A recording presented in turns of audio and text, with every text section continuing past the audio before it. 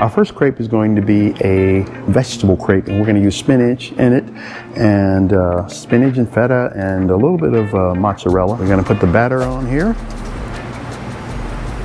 The batter has to be nice and smooth so we don't get streaking in the batter. So here we go. You see how smooth that batter is?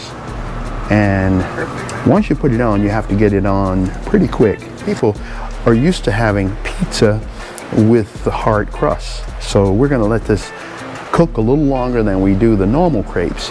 So we're going to do Alfredo sauce on the pizza crepe.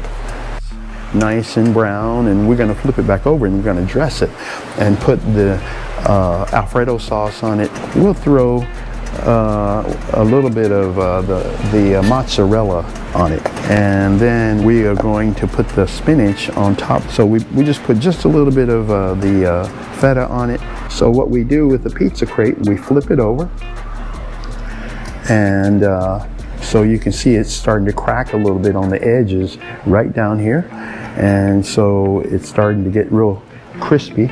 So I'll throw a little mozzarella cheese on, and we'll use this to help glue the pizza together, even if it cracks. So here we go. We're gonna flip it here to give it a nice cone shaped look, and we'll flip it over again from this side.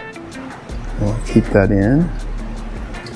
See, it's smoking and looking good, nice and brown and crispy looking.